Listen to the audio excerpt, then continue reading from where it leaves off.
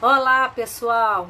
Hoje vamos conversar sobre mais um tema que tem o idoso como foco, mas com atenção às suas finanças. Sou a Beatriz Jogaribe, do canal do YouTube Dicas do Direito. Por gentileza, se gostarem, curtam, comentem, compartilhem com seus amigos, que é a forma que eu tenho de divulgar e de fazer chegar esse vídeo, esse assunto, ao conhecimento das pessoas.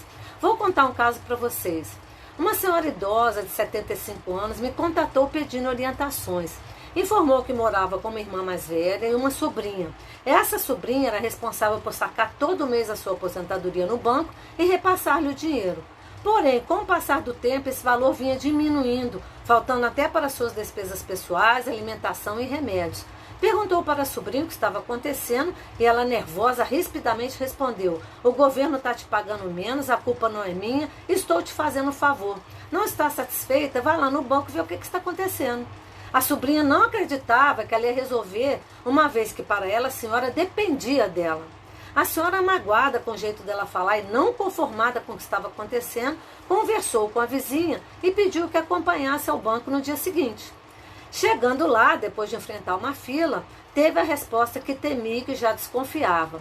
Haviam sido feitos vários empréstimos consignados de longo prazo na sua conta, sobrando-lhe muito pouco. Ela quis falar com o gerente para perguntar como tais empréstimos tinham sido feitos sem a sua assinatura e sem a sua autorização. Enfim, ela foi orientada a procurar o Ministério Público no fórum da sua cidade, que é o agente fiscalizador do cumprimento do Estatuto do Idoso, uma vez que, conforme vocês perceberam, vários delitos e irregularidades foram praticados contra essa senhora.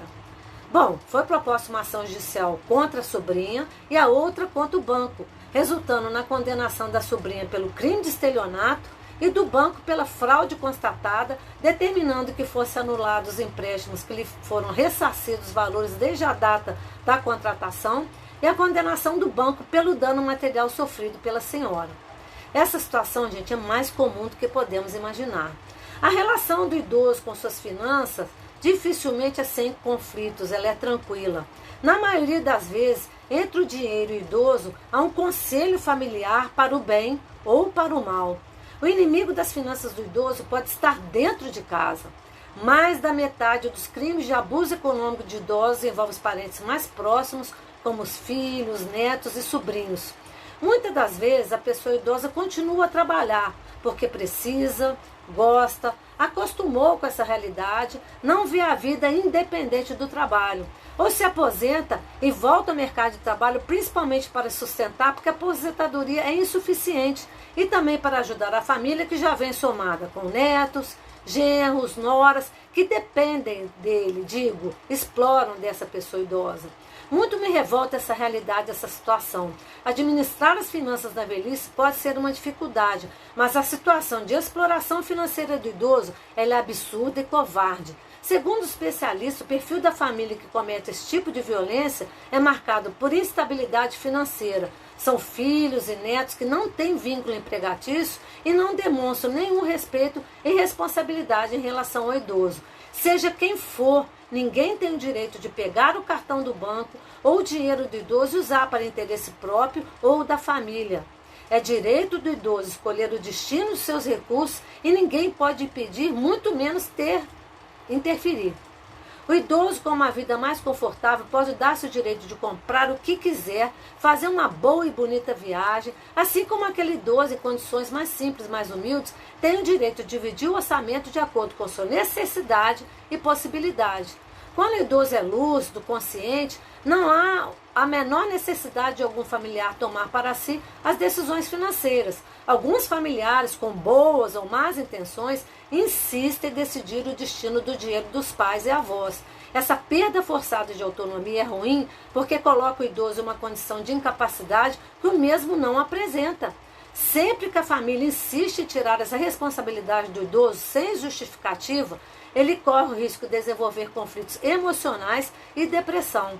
Porém, quando o idoso começa a apresentar sinais de demência, doenças psicológicas, psiquiátricas ou neurológicas, aí sim, é importante a família intervir, participar do gerenciamento do dinheiro do patrimônio do idoso de uma forma séria e honesta, devendo inclusive regularizar judicialmente essa situação. É fato que o avanço da idade é proporcional ao aumento das despesas com medicamentos e com os planos de saúde. Nessa fase, as despesas são maiores do que qualquer outra idade, inevitavelmente. Pesquisas do SPC Brasil vêm apontando que os idosos entre 65 e 85 anos de idade estão ficando cada vez mais endividados e inadimplentes, e índices aumentados, inclusive pela pandemia, tudo por causa de abusos financeiros praticados pela família. Dados do Disque 100, que é o Direitos Humanos do Governo Federal, mostram que dos tipos de violência cometida contra os idosos, a financeira é a terceira maior do Brasil, acompanhada da psicológica e da física. Bom, gente, finalizando, seja você idoso, pense nas implicações do dinheiro, da sua relação com ele na sua família e também na de seus familiares. A ajuda financeira à família tem que ter um limite e um fim. Se você está sofrendo com essa situação, comece a mudar agora mesmo. Procure uma ajuda, denuncie, pois o corpo pode até estar um pouco cansado, mas a mente não deve envelhecer jamais. Tudo começa com os pensamentos, os propósitos e a ação. Se você é mais jovem, assuma as responsabilidades da sua vida, principalmente a financeira. Não abuse e explore os idosos. O Estatuto do Idoso garante sanções contra todos os tipos de violência, inclusive a financeira. Nós temos o órgão de defesa dos direitos dos idosos, que é a Delegacia do Idoso, o Ministério Público, a Defensoria Pública. Denuncie casos de violência, o Disque 100, Disque Direitos Humanos, e o Disque 181, Sigilo Absoluto. Esse é um alerta para esse tipo de violência muito cometida contra os idosos. Enfim, gente, obrigada, um grande abraço e até a próxima.